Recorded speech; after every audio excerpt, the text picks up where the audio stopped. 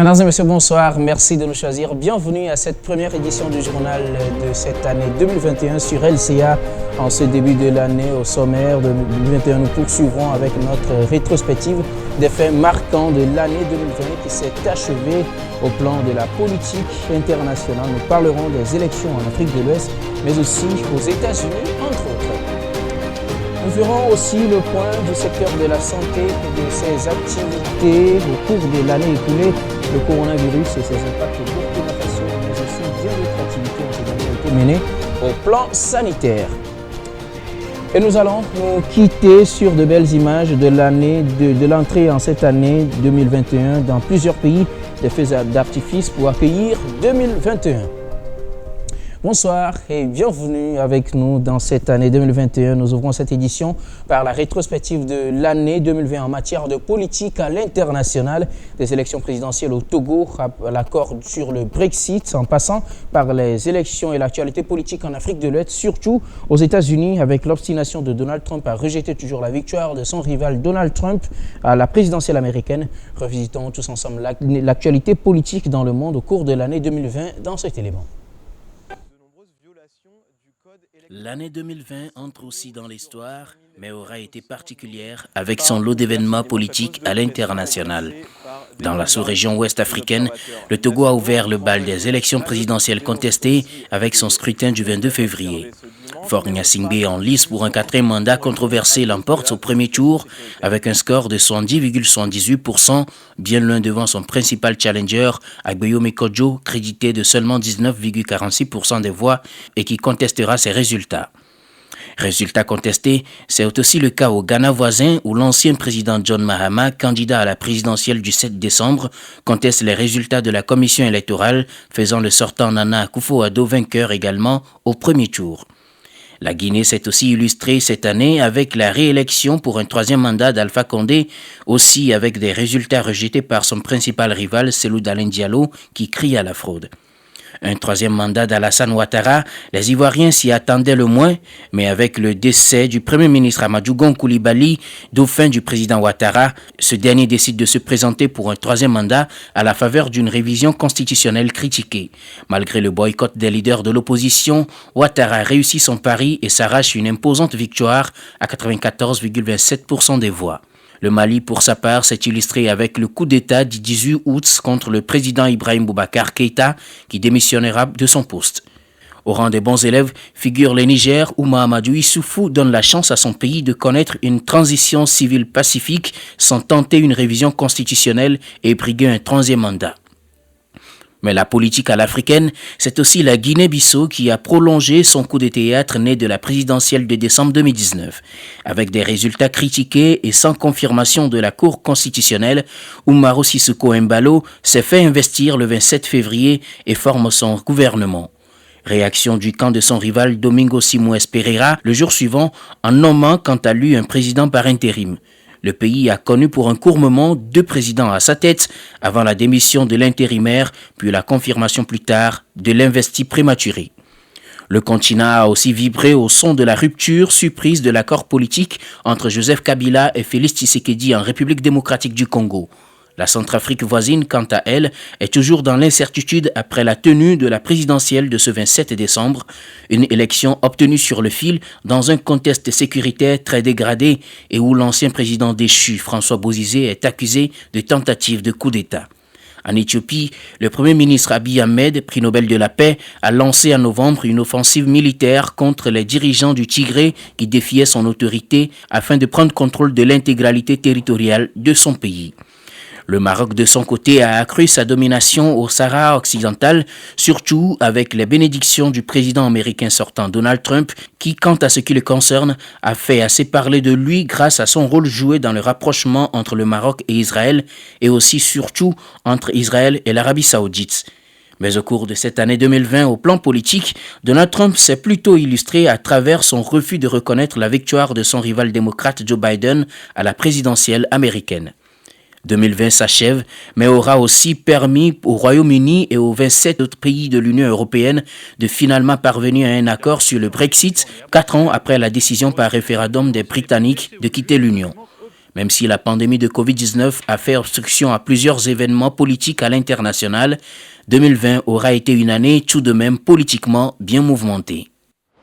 Le secteur de l'éducation a également été au cours de cette année scolaire 2019-2020 éprouvé par les crises sécuritaires et sanitaires et par les mouvements d'humeur des partenaires sociaux.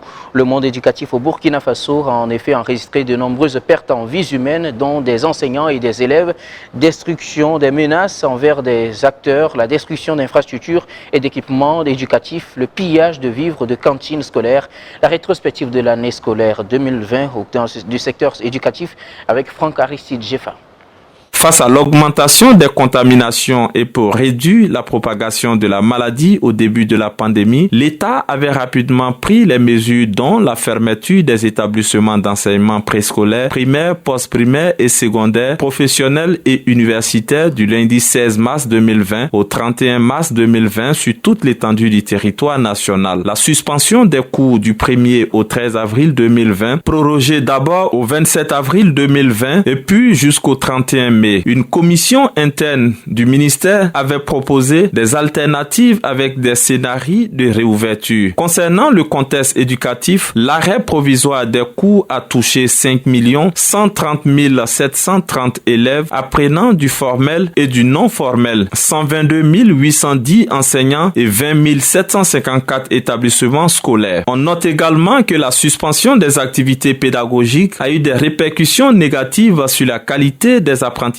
des élèves et sur la consolidation de leurs acquis scolaires. En ce qui concerne les résultats aux différents examens scolaires, le ministère affirme que ceux de la session 2020 sont nettement satisfaisants comparativement aux résultats de l'année 2019. Au certificat d'études primaires CEP, 66,06% contre 55,11% en 2019, soit une augmentation de 10,95%. Au brevet d'études du premier cycle BEPC, 36,47% contre 26,62% en 2019, soit une augmentation de 0,9,85%. Au certificat d'aptitude professionnelle CAP et brevet d'études professionnelles BEP, 63,37% contre 46,86% en 2019, soit une augmentation de 16,51%. Au baccalauréat, enfin, toutes les séries confondues, 39,35% contre 36,83% en 2019, soit une augmentation de 2,2%. On peut le dire, malgré les perturbations liées à la pandémie du coronavirus et à l'insécurité du fait des attaques terroristes, l'année scolaire écoulée au Burkina Faso a tout de même Et l'année 2020 a été aussi durement marquée au plan sanitaire par la pandémie de Covid-19 qui a continué toujours par faire des victimes dans notre pays. Les acteurs de la santé fortement sollicités dans la lutte contre le coronavirus ont dû également faire face à d'autres maladies. La rétrospective dans le domaine de la santé au cours de l'année 2020 avec Yolande Zumbara sur les images d'Achille Ouedraogo.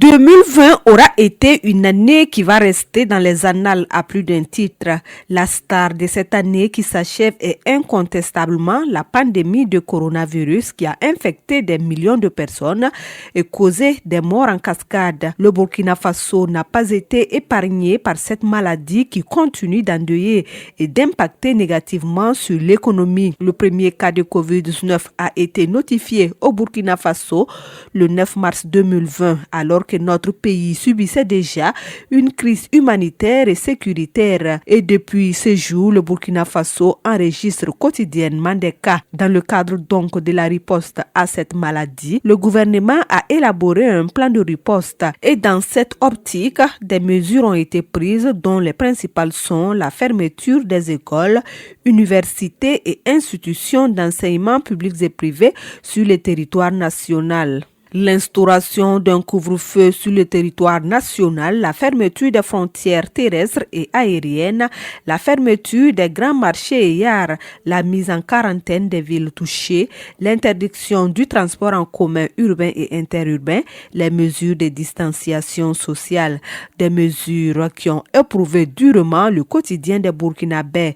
La solidarité s'est donc développée autour du Covid-19 à travers des dons en nature et en espèces. L'Assemblée nationale n'est pas restée en marche. Elle a lancé le Coronaton, une initiative citoyenne de collecte de dons pour lutter contre le Covid-19. Autres faits qui ont marqué cette année 2020, ce sont les campagnes de vaccination contre la poliomyélite lancées par le ministère de la Santé et ses partenaires. Le Burkina Faso avait été déclaré pays exempt de poliovirus sauvage en 2015, mais il est actuellement l'un des 15 pays de la région africaine qui connaît des flambées de cas de paralysie en lien avec les autres formes de poliovirus. Plus de 2 millions d'enfants de moins de 5 ans ont pu bénéficier des vaccins dans cette région du pays. Le paludisme est un problème de santé publique au Burkina Faso. De janvier à mai 2020, plus de 2 millions de cas ont été enregistrés. Et le 13 juillet 2020, le ministère de la Santé a lancé à Zignaré la 6e édition de la campagne de chimioprévention du paludisme saisonnier chez les enfants qui sont les plus exposés à la maladie. Cette campagne a touché les 70 districts sanitaires que compte le Burkina Faso. Au Mali, des personnalités nationales étrangères et des anonymes se sont pressés par milliers ce vendredi, jour de l'an, pour rendre un dernier hommage à Soumaïla Cissé, grande figure politique décédée du Covid-19. Soumaïla Cissé a succombé au Covid-19 le 25 décembre en France à l'âge de 11 ans. Il était un éminent personnage public, 3 fois candidat malheureux au second tour de la présidentielle, ancien chef de file de l'opposition parlementaire. Son aura avait été renforcé par son enlèvement le 25 mars 2020 et sa détention pendant 6 mois aux mains des djihadistes. Son sort était devenu une cause politique et il avait été libéré en octobre 2020. Plusieurs partis politiques avaient envoyé des délégations de la Côte d'Ivoire, du Sénégal ou encore du Burkina Faso pour lui rendre un dernier hommage au Palais de la Culture de Bamako. Les résultats du premier tour de la présidentielle du 27 décembre 2020 au Niger seront proclamés ce samedi. C'est ce qu'a annoncé la Commission électorale nationale indépendante CENI dans un communiqué. La proclamation aura lieu ce samedi 2 janvier 2020 à 10h au Palais des Congrès de Niamey, alors que l'ancien ministre Mohamed Bazoum, bras droit du président sortant Mahamadou Issoufou, était largement en tête des résultats partiels publiés sur le site de la Commission. Selon un communiqué diffusé ce vendredi dans la matinée, la CENI avait annoncé qu'elle proclamerait les résultats ce 1er janvier en fin de journée avant de les reporter sur ce samedi 2 janvier. Favori au scrutin, Mohamed Bazoum, qui a bénéficié de la machine électorale de son pays et de l'État, de son parti plutôt et de l'État, a promis de mettre l'accent sur la sécurité et l'éducation, notamment des jeunes filles au Niger. Le président sortant Mahamadou Issoufou, 108 ans, ne se représentait pas à l'issue des 2 mandats constitutionnels. Et je vous propose de nous quitter sur ces belles compiles des images pour célébrer la nouvelle année 2021 dans plusieurs pays au monde. Des feux d'artifice pour vous souhaiter bienvenue en 2021.